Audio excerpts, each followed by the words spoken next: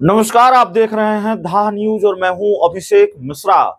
देखिए, 6 चरणों के चुनाव देश भर में समाप्त हो चुके हैं और देश की 543 लोकसभा सीटों में से अब सिर्फ और सिर्फ 57 लोकसभा सीटों पर वोटिंग बाकी है।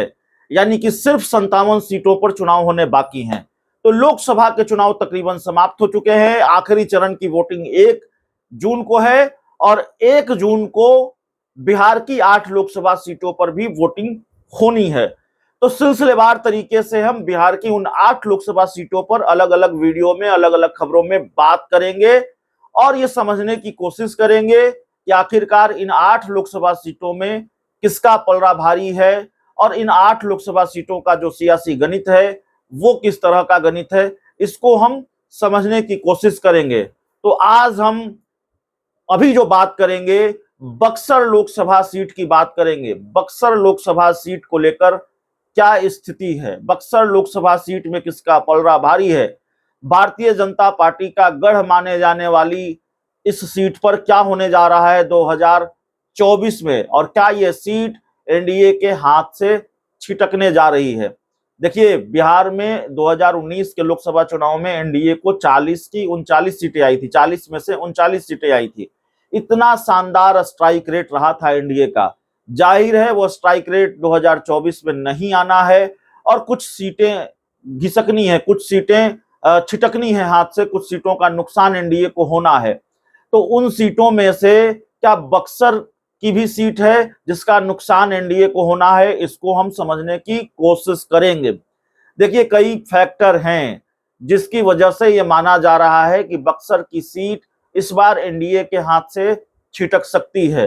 एक तो बाहरी उम्मीदवार का मुद्दा वहां हावी है। बाहरी उम्मीदवार के मुद्दे को लेकर बीजेपी को नुकसान होता हुआ दिख रहा है। पहले अश्विनी चौबे को बीजेपी ने वहां से टिकट दिया, 2014 और 2019 में अश्विनी चौबे वहां से सांसद बने। इस बार अश्विनी चौबे का टिकट काटकर मिथिलेश तिवारी को बीजेपी ने टिकट दिया है।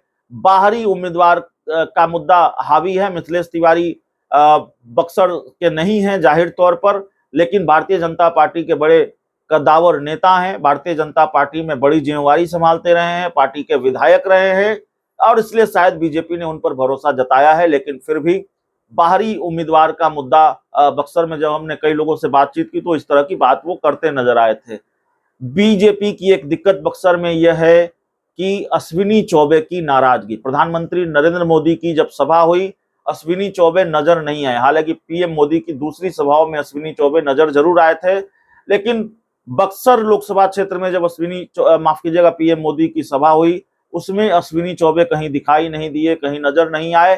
तो जाहिर तो और अश्विनी चौबे इससे पहले भी कभी बक्सर में वोट मांगते नहीं दिखे मिथिलेश तिवारी के लिए। तो सीधे तौर पर नाराज बताए जा रहे हैं। अपनी नाराजगी का खुलकर इजहार भी एक बार वो कर चुके हैं, साजिश की बात कर चुके हैं कि साजिश हुई है।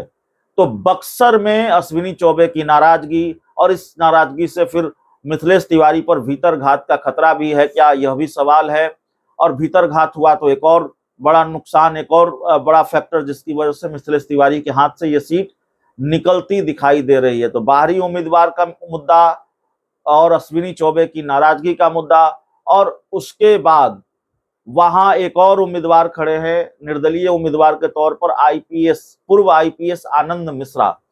आनंद मिश्रा भी बड़े सशक्त उम्मीदवार हैं, सशक्त उम्मीदवार के तौर पर चुनाव लड़ रहे, निर्दलीय हैं, लेकिन बीजेपी को नुकसान पहुंचाते दिख रहे हैं। वो उसी जाति से आते हैं जिस जाति से मिथिलेश तिवारी आते हैं।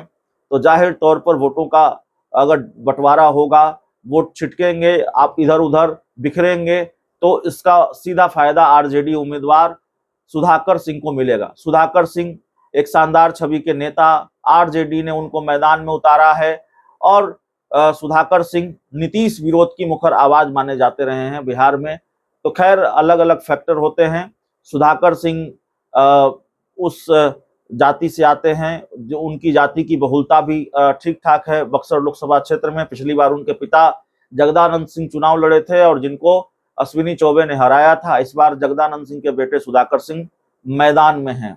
तो देखिए, सुधाकर सिंह पर तो कोई प्रेशर नहीं है, आरजेडी पर तो कोई प्रेशर नहीं है। क्योंकि आरजेडी का खाता भी नहीं खुला था। प्रेशर तो बीजेपी पर है, उसको गढ़ बचानी है और गढ़ बचती हुई इस बार नहीं दिख रही है। हालांकि जब चुनाव नतीजे आएंगे 4 जून को, तब तस्वीर साफ हो जाएगी, लेकिन अभी बीजेपी बक्सर में मुश्किल में दिखती है। और मुश्किल की वजह अपने भी हैं, अश्विनी चौबे भी हैं, और मुश्किल की वजह बाहरी उम्मीदवार का मुद्दा भी है, और मुश्किल की वजह पूर्व आईपीएस आनंद मिश्रा भी हैं जो बक्सर से निर्दलीय चुनाव लड़ रहे हैं। तो कई फैक्टर है जिसकी वजह से बक्सर लोकसभा सीट पर भारतीय जनता पार्टी का भी मुश्किल में दिखती है। बहुत बहुत धन्यवाद।